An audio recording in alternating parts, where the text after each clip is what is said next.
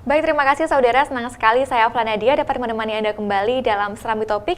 Seperti biasa kita akan membahas mengenai isu hangat dan menarik yang diangkat Harian Serambi Indonesia di dalam headline-nya, dalam lembar pertamanya tentunya. Dan untuk membahas mengenai informasi apa saja yang menarik untuk kita perbincangkan, yang penting juga diangkat dalam Serambi Indonesia, langsung saja kita perbincangkan bersama dengan Kepala Litbang sekaligus Redaktur Opini Harian Serambi Indonesia, Bung Asnawi Kumar. Kita sapa terlebih dahulu. Selamat pagi, Bung. Selamat pagi. Bagaimana, Bung? Sudah siap untuk memberitakan informasi yang hangat pada hari ini? Iya, tentunya tiap hari ya kita sampaikan berita-berita terbaik, berita-berita pilihan kepada para pembaca Serambi. Nana, dari berbagai berita yang masuk ke newsroom Serambi sepanjang Selasa kemarin hingga malam tadi, itu banyak sekali, terutama berita-berita menyangkut bencana banjir Singkil ya, itu paling banyak dilaporkan.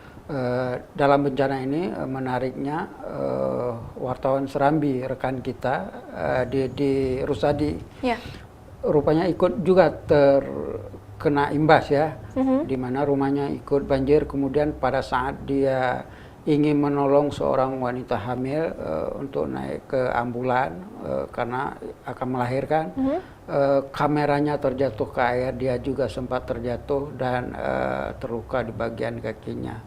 Jadi ini kita melihat bahwa Singkil yang terdiri dari 11 kecamatan yang merupakan satu kabupaten ya, merupakan kabupaten pemekaran dari Kabupaten Aceh Selatan pada tahun 1999 lalu.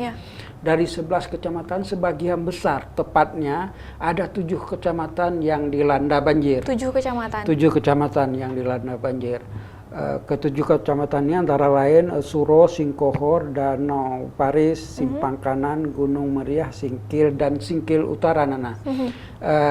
Kita juga memperoleh informasi kemarin bahwa sebagian dari mereka yang terkena imbas banjir ini sudah mengungsi ke tempat-tempat yang banjirnya ada yang setinggi lebih dari 50 cm, tapi khusus daerah-daerah yang sebelumnya seperti misalnya ada Singkohor yang sebelumnya belum pernah banjir, kali ini banjir, dilanda banjir. Berarti curah hujan yang sangat tinggi memang. Betul. Akhir-akhir ini. Kemudian karena itulah kemudian sebagian warga yang terkena imbas banjir ini merasa panik.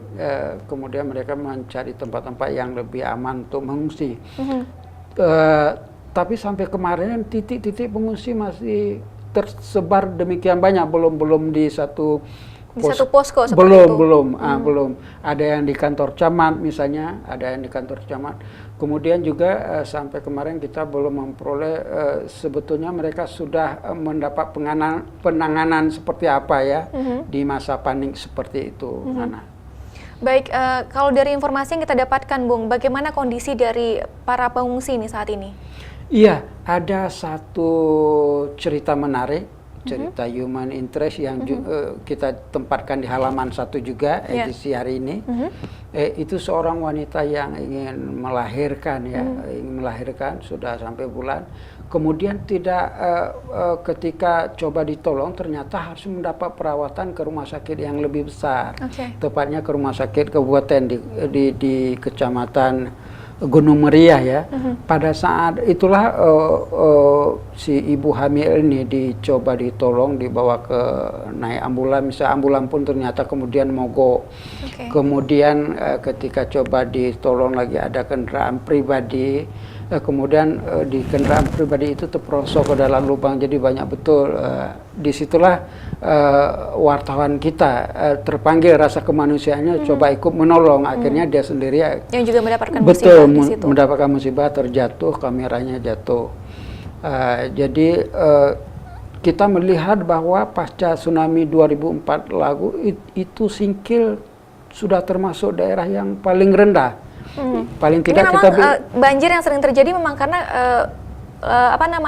daratannya yang sangat rendah seperti itu. Mungkin daratannya yang sudah rendah. Paling tidak kita bisa melihat kalau kita ke Pelabuhan Singkil itu yang tadinya antara permukaan pelabuhan dengan wilayah perairan dengan lautnya tidak begitu jauh, sekarang sudah perbedaannya sudah jauh sekali, sudah menggantung tinggi sekali. Kemudian juga bencana banjir ini bukan sekali ini saja, tapi memang setiap tahun. Betul. Setiap tahun di akhir tahun sering Tahun sekali. ini aja di bulan November kemarin itu hampir sepanjang bulan November banjir terus di Singkil. Iya. Jadi kita melihat ada beberapa kecamatan di sana seperti misalnya ada terjadi genangan air abadi. Jadi seperti yang nggak mau surut-surut lagi. Dan celakanya yang kemarin ini paling parah ya, karena menurut pengakuan penduduk daerah yang sebelumnya tidak pernah banjir, karena memang termasuk dataran tinggi, kemarin ikut banjir. Ini masalah seperti apa yang dihadapi oleh Kabupaten Singkil sendiri, Bung?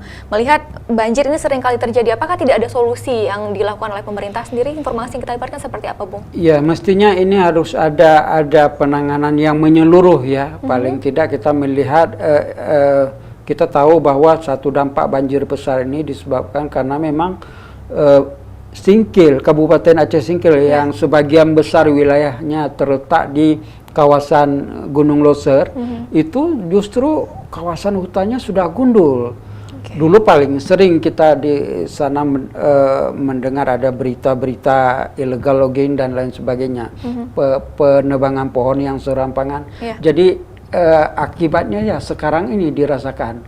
Karena itu kita melihat bahwa ini harus ada semacam survei atau penelitian yang menyeluruh bagaimana agar Singkil ini bisa diselamatkan, kemudian bagaimana agar Singkil jika terjadi hujan tidak sampai banjir yang seperti sekarang lagi, Nana. Ya, karena memang setiap tahunnya Singkil selalu dilanda oleh banjir seperti itu, Bung. Kita harapkan juga semoga pemerintah Aceh, juga pemerintah Aceh Singkil dapat menemukan solusi yang terbaik untuk Singkil agar terhindar dari banjir setiap tahunnya.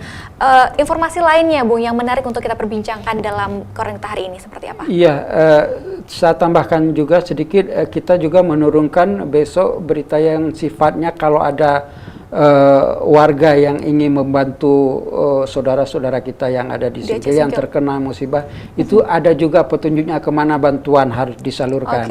Jadi saya kira untuk tepatnya para pembaca bisa melihat langsung di Serambi. Kemudian berita-berita lain yang menarik ini merupakan khas Serambi, tentang berita-berita politik yang selalu menarik. Terlebih kita menyongsong Pilkada 2017 mendatang, di mana di samping ada 6 calon gubernur, 20 kabupaten kota di Aceh juga ikut Pilkada serentak ini, Nana. Jadi diantaranya misalnya sampai kemarin kita mendapatkan laporan bahwa ada sekitar 350.000 masyarakat Aceh yang sudah punya hak pilih ternyata belum memiliki KTP. 350.000 lebih? Betul, 350.000 lebih belum memiliki KTP elektronik. Padahal KTP itu merupakan satu syarat untuk bisa ikut memilih. Bagaimana solusinya, kita akan terus juga memantau, kemudian mencari tahu bagaimana agar para warga yang sudah punya hak pilih ini bisa memilih juga pada 15 Februari 2017 mendatang. Iya, tentunya berarti iktp ini sendiri adalah syarat mutlak ya untuk bisa mengikuti pemilihan nantinya. Iya, dari berbagai syarat itu kan kita melihat bahwa iktp merupakan syarat mutlak. Tapi bukan berarti masyarakat yang belum, karena bagaimanapun ini bukan salahnya pemilih, bukan salah masyarakat.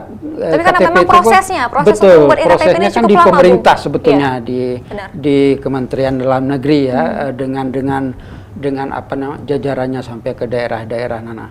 Baik, tentunya kita juga masih akan terus mengikuti perkembangan mengenai Aceh Singkil, banjir di Aceh Singkil, dan juga mengenai iktp ini syarat untuk pemilihan di Pilkada 2017 mendatang. Terima kasih Bung Asnawi untuk waktunya hari ini. Saudara, demikian perbincangan kita dalam Serambi Topik, kembali ke studio.